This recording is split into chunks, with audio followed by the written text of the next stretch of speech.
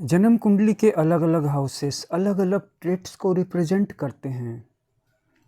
इनमें से कुछ ऐसी चीज़ें हैं जिनको कि अगर हम शुरू में ही जान लेते तो कायदे से ये चीज़ें हमारे जीवन की समस्याओं को दूर कर देती।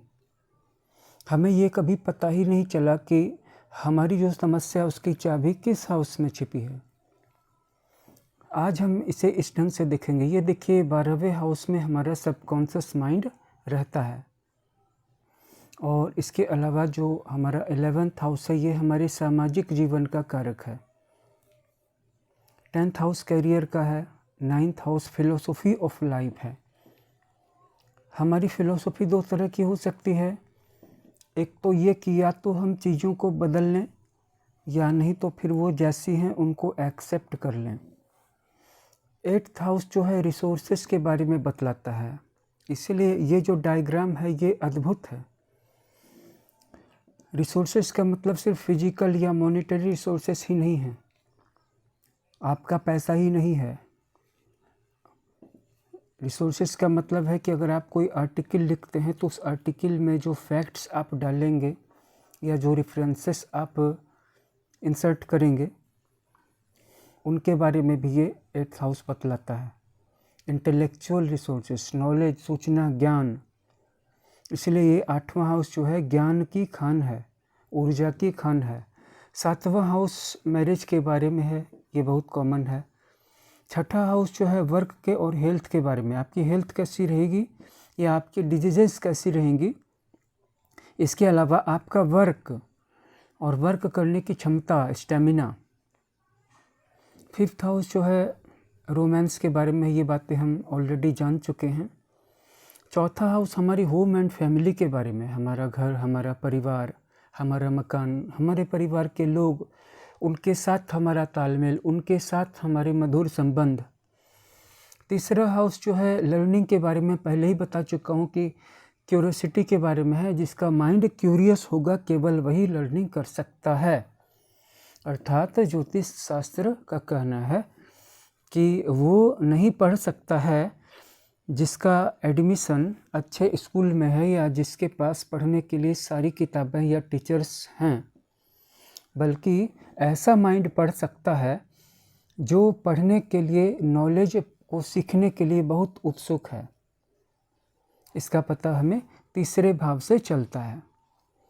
दूसरा हाउस जो है मटेरियल वैल्यूज का है, आपके पास जो भी संपत्ति है, एसेट्स हैं, स्टॉक है, ज़मीन है, कैश है, एफडी है, आपके पास जो सोने की अंगूठी है, चांदी की पायल है, पूर्वजों की दी हुई विरासत है, ये सब कुछ हमें दूसरे भाव में उसका कलेक्टिव वैल्यू मिल जाता है। और पहले हाउस में सिर्फ फिजिकल ट्रेट्स ही नहीं मिलते हैं। जैसे बहुत लोग हैं, बहुत अच्छे कट्टे हैं, स्वस्थ हैं, बलवान हैं, लेकिन वो अपनी पर्सनालिटी को उतने अच्छे तरीके से मैनेज नहीं कर पाते हैं। इसका पता भी पहले हाउस से चलता है। बहुत लोग उतने स्ट्रांग नहीं हैं, लेकिन उनकी कपड़े पहनने की सेंस, मेकअप करने की सेंस, एस्थेटिक सेंस, सब कुछ वैल्यूएबल है, सब कुछ अच्छी है। उनको पता है किस ढंग से मेकअप करना चाहिए, किस ढंग के कपड़े पहनने चाहिए। तो हमने देखा कि जो 12वें हाउस में हमने सबकॉन्शियस माइंड की चर्चा की कि आपके सबकॉन्शियस माइंड में जब भी कोई इन्फॉर्मेशन चले जाती है तो आपका सबकॉन्शियस माइंड असली और नकली का, रियलिटी का और इमेजिनेशन का डिफ्रेंशिएशन नहीं करता है। वो आप जो कुछ भी कल्पना में देखेंगे, फील करेंगे, उनको अनुभव करेंगे, विजुलाइज करेंगे, इमेजिन करेंगे, उसमें और रियलिटी में कोई फ़र्क नहीं कर पाता है। इसलिए आप अच्छी चीज़ों को ही विजुलाइज करें, इमेजिन करें और फील करें। और जिस चीज़ को भी आप प्राप्त करना चाहते हैं उसकी चाबी 12वें हाउस में है कि आप उसको बस फील करना शुरू कर दें। प्रेयर करने से सबके लिए लाभ नहीं होगा। प्रेयर करने से उन लोगों को लाभ होगा जिनके हाथों से कोई भी गलती नहीं होती है, जो निष्पाप होते हैं, जिनसे कोई पाप नहीं होता है, कोई गुनाह नहीं होते हैं। वो अगर प्रार्थना करेंगे, प्रेयर करेंगे, दुआ करेंगे तो उनकी दुआ में असर होगा। और मोटे तौर पे सबकॉन्शियस माइंड में जो भी चीज़ चले जाती है वो उसको एक्सेप्ट कर लेता है और उसे जैसा फीडबैक मिलेगा आपकी लाइफ वैसे ही मैनिफेस्ट होती चली जाएगी, आने वाला फ्यूचर ठीक वैसा ही ढलता चला जाएगा। अगर आप अपने जीवन को बदलना चाहते हैं तो ध्यान से देखिए कि आप के आसपास जो अच्छी और बुरी घटनाएं घटती हैं, आपकी प्रतिक्रिया उनको लेकर के क्या है। क्या आप उनको बदल सकते हैं? क्या आप अपने बुरे पड़ोसी को बदल सकते हैं? अगर नहीं बदल सकते हैं तो आपके पास अभी भी ऑप्शंस हैं। आप उनको बुरा समझना छोड़ दीजिए और उनकी तरफ से जो भी ट्रीटमेंट आ रही है उसको लेकर के आप ये सोचिए कि ये ज़रूर मेरे अच्छे के लिए होगा, भले ही मुझे पता नहीं है। तो इससे क्या होगा कि जिन चीज़ों को आप बदल नहीं पाए, आपने उनको एक्सेप्ट कर लिया और एक्सेप्ट करने के बाद वही चीज़ें आपके लिए बैकअप बन गई, आपके लिए पावर का सोर्स बन गई। और आपको खुद किसी को बदलने की कोशिश करनी चाहिए या नहीं करनी चाहिए, इसके बारे में दो तरह के मत हैं। एक तो ये है कि सबकी भलाई करो, लेकिन अगर आप सबकी भलाई करेंगे और वो आपकी बुराई करेगा तो यहाँ पे फिर एक सवालिया निशान खड़ा हो जाता है। और दूसरी ओर अगर आप अपना ज्ञान किसी को दे रहे हैं और उसको ज्ञान लेने की इच्छा नहीं है, उसने पूछा नहीं है, तो इस सिचुएशन में अपना ज्ञान किसी को देने से भी कोई फ़ायदा है नहीं। इसीलिए आपको दूसरे लोगों को बदलने की कोशिश नहीं करनी चाहिए, अपने आप को बदलना चाहिए, क्योंकि अपने अंदर अभी भी बदलने के लिए बहुत कुछ है। अगर आप ध्यान से देखेंगे तो ज़िंदगी जो है वो आपको अभी भी सबक दे रही होगी। उसके लिए आंखें खुली रखनी पड़ेंगी, कान खुले रखने पड़ेंगे। एक स्वतः व्यक्ति किसी के भले के लिए नहीं होता है, अपने भले के लिए जो नहीं होगा वो दूसरों के भले के लिए कहाँ से हो जाएगा। 12वां हाउस जो है 8वें हाउस से कनेक्टेड है। अगर 12वां हाउस सबकॉन्शियस माइंड का ये वाला अगर क्लियर है तो ये जो आपका 8वां हाउस है इसमें रिसोर्सेस आपको दिखाई पड़ेंगे। जैसे बहुत सारे लोगों के पास जो चीज़ें होती हैं उनका वो उपयोग नहीं करते हैं और वो एक ऐसी चीज़ को ख़रीदने की कोशिश करते हैं, उसके पीछे अपनी सारी सेविंग लगा देते हैं, जिन चीज़ों को उनको लगता है कि ख़रीदने के बाद मेरा काम अच्छे से होगा या मैं सक्सेसफुल हो जाऊंगा या मेरी ज़िंदगी सुधर जाएगी। लेकिन जब वो उस चीज़ को ख़रीद लेंगे तो पता चलता है कि उस चीज़ का कोई उतना व्यापक उपयोग उनके पास था नहीं, करेंगे नहीं, फिर वो एक नई चीज़ को ख़रीदने के पीछे पड़ जाएंगे। इस तरह जीवन भर वो रैट रेस से बाहर नहीं आ पाएंगे, क्योंकि जो भी चाह ले वो ख़रीद लें। तो ऐसे इंसान को वर्क करने की बाध्यता क्या है? जो भी चाह ले वो ख़रीद लिया। वो दो ही तरह का व्यक्ति कर सकता है कि जिसके पास बहुत ज़्यादा पैसा है और उसको किसी भी चीज़ को ख़रीदने के लिए काम करने की ज़रूरत नहीं है, उसके पास ऑलरेडी इतना पैसा है कि इसको काम करने की भी ज़रूरत नहीं है। और दूसरी तरफ वो व्यक्ति जो किसी भी चीज़ को ख़रीद लेता है, जो लोन्स ले लेता है, कर्ज ले लेता है, EMIs पे चीज़ें ख़रीद लेता है। तो सबसे पहले आप अपने 12वें भाव से यानी कि अपने सबकॉन्शियस माइंड से सवाल पूछिए। अगर आप अपने सबकॉन्शियस माइंड से सवाल पूछेंगे रात को सोने के पहले कि मैं इन्फिनिट इंटेलिजेंस से ये सवाल पूछता हूँ, प्रार्थना करता हूँ, वो मुझे मार्गदर्शन दे कि मुझे इस मुद्दे में क्या करना चाहिए, तो अगली सुबह जवाब आ जाएगा और आपको अपने ही जीवन में 8वें हाउस के रिसोर्सेस दिख जाएंगे। अब रिसोर्सेस दिख गए तो इस पे काम करने के लिए आपको 6ठे हाउस में जाना पड़ेगा, क्योंकि यहाँ पे वर्क है। आपकी हेल्थ अच्छी होनी चाहिए और आपके अंदर वर्क करने की स्टेमिना, एनर्जी और हैबिट होनी चाहिए। जो लोग फिजिकली उतने स्ट्रॉन्गर नहीं हैं वो भी बहुत वर्क करते हैं, क्योंकि उनको हैबिट होती है। बूढ़ी महिलाएं भी खाना बना लेती हैं और घर के सभी सदस्यों को खाना बना के खिलाती हैं। क्यों? क्या वो बहुत ताकतवर है? नहीं, उनको हैबिट है। एक बूढ़ा रिक्शा चालक भी रिक्शा खींच लेता है, ऐसा नहीं कि वो उसके अंदर बहुत ताकत आ गई या वो कभी बूढ़ा नहीं होता, या वो ऊपर से जवान है या वो ऊपर से बूढ़ा दिख रहा है लेकिन अंदर से जवान है, ऐसी बात नहीं है। उसको है, उसकी हैबिट है। दूसरा काम नहीं कर पाएगा, वो साइकिल नहीं चला पाएगा लेकिन रिक्शा चला लेगा। तो आप अपने बॉडी से जिस तरह का काम करवाएंगे वो आपकी हैबिट में चला जाएगा, वो आपके रिफ्लेक्स सिस्टम में चला जाएगा और आप बूढ़े भी हो जाएंगे तो उस काम को आप करते ही रहेंगे। ये आपके 6ठे हाउस से देखा जाता है। तो आपके पास रिसोर्सेस बहुत सारे हो, आपके पास एप्पल का आईपैड हो, आपके पास रोड्स का माइक हो, आपके पास 1 मिलियन रुपीज़ की लाइब्रेरी हो, सॉफ्टवेयर हो, सिस्टम हो, PC हो, ऑफिस हो, एसी लगा हुआ स्टूडियो हो, लेकिन आप अगर वर्क नहीं करेंगे तो आप अपने 12वें हाउस सबकॉन्शियस माइंड के दिए हुए वरदान का उपयोग नहीं कर पाएंगे। सबकॉन्शियस माइंड यूनिवर्स से हमारी कनेक्शन का दरवाज़ा है। जब ब्रह्मांड से किसी तरह की ब्लेसिंग्स हमारी तक आती है तो वो किसी एक छोटी वस्तु के रूप में आती है, और जब हम उसका उपयोग कर लेते हैं तो फिर ब्रह्मांड दूसरी वस्तु भी भेजता है।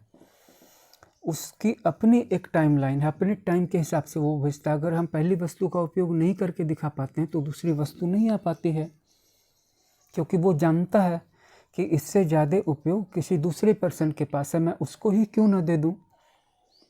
तो आपके पास जो चीज़ें पहले से हैं, पहले आप उनका उपयोग कीजिए। और 8वें हाउस में रिसोर्सेज, जो आपके पास रिसोर्सेज पहले से हैं, आप उनका उपयोग कीजिए, यूज कीजिए। और फिर 6ठे हाउस में आप जा कर के ये जो आपका वर्क का सिस्टम है, हैबिट का सिस्टम है, आपकी रूटीन है, आपका सोना जागना, खाना पीना, एक्सरसाइज करना, अपने आप को फिट रखिए, हेल्दी रखिए। और बहुत सारे लोग जिम जाते हैं, बहुत सारे लोग एक्सरसाइज करते हैं, बॉडी को स्ट्रांग बनाने के पीछे लगे ही रहते हैं।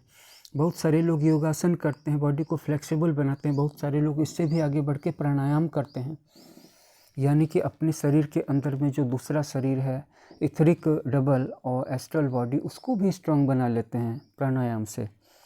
लेकिन कोई लाभ नहीं होता, क्योंकि उसका वो वर्क में ट्रांसफॉर्मेशन नहीं कर पाते हैं उस एनर्जी का, उस ताकत का, क्योंकि उनके पास एक हैबिट नहीं, क्योंकि उनका अपने माइंड पर कंट्रोल नहीं है, क्योंकि वो बहुत सारी चीज़ें करते हैं, एंटरटेनमेंट करते हैं, रील्स देखते हैं, दोस्तों के साथ घूमते हैं। लेकिन अगर किसी एक काम पे उनको फोकस्ड होने के लिए कहा जाए तो वो उनके बस में नहीं होता है।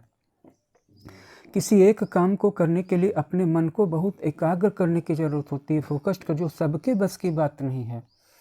और इसीलिए आपको इस लॉ को समझना चाहिए कि आप एक फील्ड में तभी काम कर पाएंगे जब आपका सबकॉन्शियस माइंड इसके बारे में एकमत होगा। आपका कॉन्शियस माइंड और आपका सबकॉन्शियस माइंड जब एकमत होगा तो जो आपकी दुनिया के बाहर जो ब्रह्मांड की दुनिया है, जिसे हम सुपर कॉन्शियस करते हैं, उससे आपका फ्लो पक्का रहेगा, बराबर रहेगा। ब्रह्मांड से एनर्जी प्राप्त करने का एक ही तरीका है कि हम अपने सबकॉन्शियस माइंड और कॉन्शियस माइंड को एक रूप रखें। तो जो सब कॉन्शियस माइंड में होगा वही सबकॉन्शियस माइंड में होगा, और बाहर की दुनिया यानी ब्रह्मांडीय दुनिया, कॉस्मिक कायनात, वो उसी तरह की एनर्जी, उसी तरह की ताकत हमारी तरफ रवाना करेगी जो हमें चाहिए, जो हमने अपने मन और शरीर, मन और विचारों की एक रूपता के द्वारा उससे प्रार्थना की थी। बाकी बहुत सारे लोग प्रार्थना करते हैं कि मुझे ये मिल जाए, वो मिल जाए, लेकिन जब ब्रह्मांड उनके सबकॉन्शियस और कॉन्शियस माइंड में एक रूपता नहीं देखता है तो वो उनकी प्रार्थना नहीं सुनता है, पहुंचती ही नहीं है। प्रार्थना करने का सबसे अच्छा तरीका ये है कि जो चीज़ आप मांग रहे हैं उसके बारे में काम भी करें और उसके बारे में ही विचार करें। अर्थात अपने सबकॉन्शियस माइंड का जो सॉफ्टवेयर है, जो मेमोरी कार्ड है, जो रैम है, तो उस रैम को आप सिर्फ उसी सब्जेक्ट से भरें, उसके टॉपिक से, उसके फैक्ट से, उसके इश्यूज से, जो आप करना चाहते हैं, जो आप पाना चाहते हैं, जो आप बनना चाहते हैं। जैसे बहुत सारे लोग सबलिमिनल सुनते हैं, बहुत सारे लोग अफर्मेशंस करते हैं कि मैं मिलियनेयर बन जाऊं, बहुत सारे लोग कहते हैं मैं बिलियनेयर बन जाऊं। आपको यूट्यूब पे बहुत सारे ऐसे सबलिमिनल्स मिल जाएंगे, यूट्यूब के बाहर भी मिल जाएंगे। लेकिन किस काम को करके? कोई ऐसा काम उनके पास है, कोई ऐसा काम उन्होंने सोचा है जिस काम को करने से उनके पास मिलियंस, बिलियंस और ट्रिलियंस आ जाएंगे? तो उनके पास ऐसा कोई काम नहीं होता है। क्यों नहीं होता है? क्योंकि उनके जीवन का मुख्य उद्देश्य अपने आप को खुश रखना होता है, अपने आप को एंटरटेन करना होता है, अपनी ज़रूरतों को सेटिस्फाई करना होता है, अपने आप को प्लेजर देना होता है। बस इसी में उनके जीवन की शुरुआत है, इसी में उनके जीवन की इतिश्री हो जाती है, और यही उनके लिए ग्रोथ है। और चूँकि ऐसे लोग अपने दायरे से बाहर कभी निकलते नहीं हैं, इसीलिए उनको अपनी कमी का एहसास नहीं होता है। क्यों नहीं होता है? क्योंकि जिस दिन वो अपने दायरे से बाहर निकलेंगे उस दिन उनको पता चलेगा कि बाहर की दुनिया कितनी बढ़ गई है और वो कितने पीछे छूट गए हैं। तो इससे उनको डिस्कम्फर्ट होती है, तो इसीलिए वो अपने कंफर्ट जोन से बाहर जाते ही नहीं, ऐसे लोगों से मिलते ही नहीं हैं जो उनको बता सकें या जो उनको क्रिटिसाइज कर सकें। ऐसे लोगों की सबसे बड़ी पहचान होगी कि ऐसे लोग अपनी क्रिटिसिज्म नहीं सहन कर सकते हैं, वो आपसे लड़ाई कर लेंगे, वो आपसे मुंह फुला लेंगे, वो आपसे बातचीत बंद कर लेंगे अगर आप उनकी कोई कमी उनको बता दें तो। और अगर आप उनसे नाराज़ हो गए, उन पे बिगड़ गए, उन पे गुस्सा हो गए, तब तो फिर वो आपसे रिश्ता बाकायदा तोड़ लेंगे। इसके लिए बिल्कुल वो रजिस्ट्री कागज़ पे दस्तखत करा लेंगे आपसे रिश्ता तोड़ने का, बाकायदा आपसे डाइवोर्स ले लेंगे। तो उनके लिए अपना कंफर्ट ही सब कुछ होता है, क्योंकि ऐसे लोगों को अपने जीवन में कोई काम नहीं करना होता है, क्योंकि न तो उनके पास वर्क करने की इच्छा होती है और न उनके पास कोई गोल या पैटर्न या प्रारूप होता है। तो ऐसे लोग जाहिर सी बात है अपने 12वें हाउस का सबकॉन्शियस माइंड का क्या ही उपयोग कर पाएंगे, और ऐसे लोगों की प्रार्थना ब्रह्मांड क्या ही सुनेगा। ऐसे लोग जो हैं उनकी स्थिति एक चींटी से भी छोटी हो जाएगी, क्योंकि वो कोई काम नहीं कर रहे हैं, लेकिन हर आने वाले साल में ज़िंदगी के चैलेंजेस बढ़ रहे हैं, कठिनाइयाँ बढ़ी, कंपटीशन बढ़ रहा है, प्राइसराइज हो रहा है। और जो व्यक्ति अपने कंफर्ट को बचाने की कोशिश कर रहा है, अपनी चमड़ी को बचा के चल रहा है, बस किसी तरह से उसको अच्छा खाना, अच्छी नींद मिल जाए, अच्छे कपड़े मिल जाए, बस इसी के पीछे उसका ध्यान लगा हुआ, ऐसा व्यक्ति क्या ही ग्रो कर पाएगा। ग्रो करने के लिए कड़ी से कड़ी मेहनत करने के लिए तैयार रहना पड़ता है और करना भी पड़ता है, इसका कोई विकल्प है नहीं। लेकिन कड़ी मेहनत करने से रोक कौन रहा है, क्योंकि बहुत सारे विचार हैं। अगर कोई एक ही विचार रखे और उस पर कितनी भी कड़ी मेहनत कर ले तो उसमें उसको फैटिग या थकान नहीं होगी, वो थकेगा नहीं। क्यों नहीं थकेगा? क्योंकि एक ही विचार है और उस विचार को वो पूरा कर रहे हैं, क्योंकि वही उसकी हॉबी है, वही उसका प्लेजर है, वही उसका सब कुछ है, वही उसकी क्रिएटिविटी, वही उसकी ड्रीम लाइफ है। यानी कि अगर उसके पास अचानक से करोड़ों अरबों आ भी जाएं तो भी वो उसी काम को करेगा। उससे उसको पैसे कमाने हैं नहीं कमाने हैं ये एक अलग बात है। जैसे कि कोई आर्टिस्ट है, म्यूजिशियन है, तो म्यूजिक उसका शौक़ भी है, सिर्फ पैसे कमाने के लिए वो नहीं कर रहा है। और इसके साथ साथ कोई पेंटर है तो वो उसका शौक़ भी है, क्रिएटिविटी, उसके अलावा वो और कोई काम कर भी नहीं पाएगा। कोई मूर्तिकार है, कोई बहुत अच्छा मकान बना सकता है, कोई बहुत अच्छे पैलेसेस बना सकता है। किसी ने ताजमहल बनाया, किसी ने लाल किला बनाया, किसी ने चार मीनार बनाया। इसी तरह के बहुत सारे स्थापत्य कला के नमूने हमें देखने को मिलते हैं, पूरी दुनिया में मिलते हैं। आप साउथ इंडिया में चले जाइए, आपको वहाँ पर ऐसे ऐसे मोन्यूमेंट्स मिल जाएंगे, या आप इटली चले जाइए, रोम में, वहाँ पर आपको ऐसे ऐसे मोन्यूमेंट्स, ऐसी ऐसी बिल्डिंग्स मिल जाएंगी। तो क्या ऐसी बिल्डिंग्स, ऐसे मोन्यूमेंट्स किसी को पैसा दे करके बनवाई जा सकती हैं? बनाने वाला कलाकार वो रहा होगा जिसने अपना पूरा जीवन इसमें खपा दिया होगा। अगर आपको अपने जीवन में साधारण वाले लेवल से ऊपर उठना है और बहुत ज़्यादा पैसा कमाना है, तो इसके लिए आपके पास कोई ऐसी सर्विस, कोई ऐसा आर्ट, कोई ऐसी क्षमता होनी चाहिए जो साधारण से बहुत ऊपर उठी हुई हो। और इसके लिए आपका किसी एक फील्ड में काम करना ज़रूरी है। अगर आप एक फील्ड में ही काम करेंगे तभी आपका सबकॉन्शियस माइंड एक्टिवेटेड होगा, तभी 12वां हाउस एक्टिवेटेड होगा, और तब वो आपके इस 8वें हाउस को एक्टिवेटेड कर देगा, और फिर आप 6ठे हाउस के द्वारा वर्क करके अपनी सारी एबिलिटीज़ का उपयोग कर पाएंगे। तो अब देख लीजिए कि जी जो अपने 12वें, 8वें और 6ठे हाउस का सदुपयोग कर पाता है, तो उसके ये जो त्रिकोण वाले हाउस हैं क्रिएटिविटी के, 9th वाले हाउस है डिवोशन के। डिवोशन का मतलब है कि हमारे वर्क के प्रति डिवोशन, आपका डिवोशन ही आपकी पूजा है, प्रेयर है, इबादत है। और फिर पहला हाउस ये त्रिकोण। पर्सनालिटी सिर्फ अच्छे कपड़े पहनने से नहीं आती है, पर्सनालिटी आती है जब आप एक कार्य को लेकर के आपकी पहचान हो जाती है, तब जाकर के कहीं आपकी पर्सनालिटी बनती है। जैसे कि आप देख लीजिए किसी बहुत बड़े आर्टिस्ट को, उसके आर्ट से मैंने देखा रिम्पा शिवा। तो रिम्पा शिवा के 8 साल 10 साल पुराने वीडियोज़ को भी देख लेता हूँ उठा करके, तबला कितना अच्छा तबला बजाती है। अब उसके कपड़े पहनने की सेंस कैसी है या बालों का मेकअप, ये अब फ़र्क नहीं पड़ता है। हम लोग उसे याद करते हैं उसकी तबला परफॉर्मेंस के कारण। या जाकिर हुसैन, तो जाकिर हुसैन या अल्लाह रखा खान को हम लोग क्यों याद करते हैं?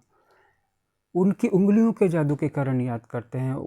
उनका जादू जब वो तबला बजाते हैं फैलता है, और हम सब बिल्कुल मैग्नेटाइज होकर के, मेस्मराइज्ड होकर के उनकी परफॉर्मेंस को देखते हैं।